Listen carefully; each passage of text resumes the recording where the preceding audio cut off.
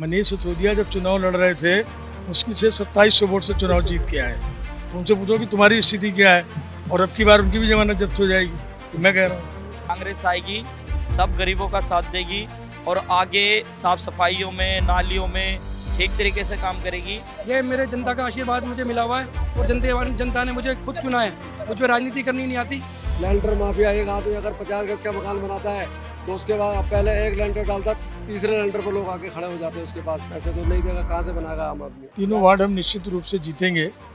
एक हमारा आज़ाद नगर का वार्ड है और वहाँ से हमारे उम्मीदवार भरत भदौरिया हैं, और दूसरे उम्मीदवार हमारी प्रिया कंबोज है, जीतू नीलम चौधरी है, और दूसरे वार्ड जो हमारा है वो प्रिया कंबोज है, और तीसरा वार्ड जो हमारा है वो भरत भदौरिया है।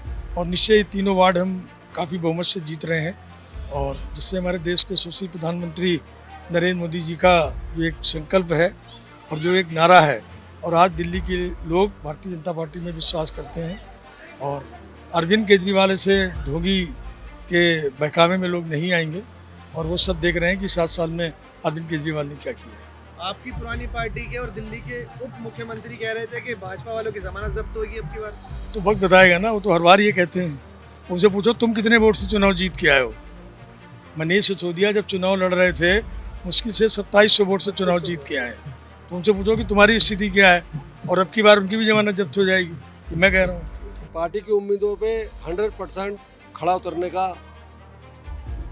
कोशिश करूंगा। कंपटीशन टफ होगा, आम आदमी पार्टी भी है, भारतीय जनता पार्टी भी है, और उनको कैसे टैकल करेंगे आप? बीजेपी और आम आदमी पार्टी मुकाबला है, लेकिन हमारी सीधी लड़ाई भारतीय जनता पार्टी से है। गांधीनगर विधानसभा में आम आदमी पार्टी का कुछ नहीं है। हमारी सीधी लड़ाई भारतीय जनता पार्टी से है, और हम जो अरविंदर सिंह लवली जी ने गांधीनगर में 2013 तक काम किए, आज वही उन कामों को लोग याद करते हैं। गलियां नहीं बनी, सड़कें नहीं बनी, कुछ नहीं हुआ, आज लोग याद करते हैं। बहुत बुरा हाल है, साफ सफाई का बुरा हाल है।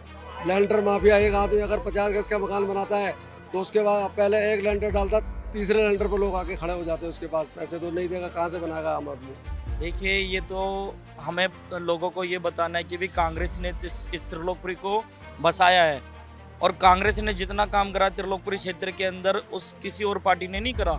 जितनी भी नालियाँ बनी कांग्रेस ने बनाई, जितने नाले बने कांग्रेस ने बनाए, जो रोड बने वो सब कांग्रेस पार्टी की देन है। आज जो आम आदमी पार्टी सिर्फ एक झूठे वादे करके लोगों को फुसला रही है, उससे कुछ नहीं होना। आज दिल्ली का इतना बुरा हाल हो चुका है, जहरीली दिल्ली हो चुकी है, प्रदूषित दिल्ली हो चुकी है। आप जाके देखोगे त्रिलोकपुरी में इतनी दिक्कतें हैं कि गलियों में नालियों का पानी भर जाता है, नालियाँ सफाई नहीं होती है। वहाँ के जो निगम पार्षद उन्होंने इतना आतंक मचा रखा है कि मकानों पे लेंटरों पे पैसे लेते हैं, और जो गरीब लोग कैसे कैसे मकान बनाते हैं उन पर लेंटरों पे लेंटरमैन बने पड़े हैं, वो लेंटरों पर इतना इतना पैसा खा रहे हैं। कांग्रेस आएगी, सब गरीबों का साथ देगी, और आगे साफ सफाइयों में, नालियों में ठीक तरीके से काम करेगी, और कोई गरीब आदमी परेशान नहीं होगा कि भाई किसी को लेंटर पे पैसे देने पड़े। मैं ये चाहता हूँ कि इस बार हमारी त्रिलोकपुरी क्षेत्र की जो जनता है सिर्फ कांग्रेस को वोट करेगी, क्योंकि दोनों पार्टियों से बहुत दुखी है। एक तरफ महंगाई से दुखी है, एक तरफ लेंटर मैनों से दुखी है। आम आदमी पार्टी या बीजेपी हो, कोई भी, उनको हम पूरे टक्कर देके हम जीत के आ रहे हैं। ये मेरे जनता का आशीर्वाद मुझे मिला हुआ है, और जनता ने मुझे खुद चुना है। मुझे राजनीति करनी नहीं आती, पर मेरे जनता के जो काम से मुझे जनता खुश रहेगी, मैं वो काम करूँगा। राजकुमार जी, जिस तरीके से बहुजन एकता की आप बात कर रहे हैं, दलित मुस्लिम एकता की बात कर रहे हैं, समर्थन मिलेगा पूर्ण? जी पूर्ण, बिल्कुल समर्थन मिलेगा मुझे, ऐसे कुछ नहीं है। आप बताइए, जिस तरीके से कह रहे हैं दलित मुस्लिम एकता की बात करते हैं, आज़ाद समाज पार्टी के आप कैंडिडेट हैं, आपके साथ अशोकनगर वार्ड से जीतना एक बड़ी फाइट होगी। आपकी बात एकदम ठीक है कि असम में जितना बड़ी फाइट होगी, मगर मैं जितना जानता हूँ कि जो पूरे भारत देश के अंदर जो काम कर रहा है वो आज़ाद समाज पार्टी काम कर रही है, और लोग जो बोलते हैं वो करते नहीं हैं।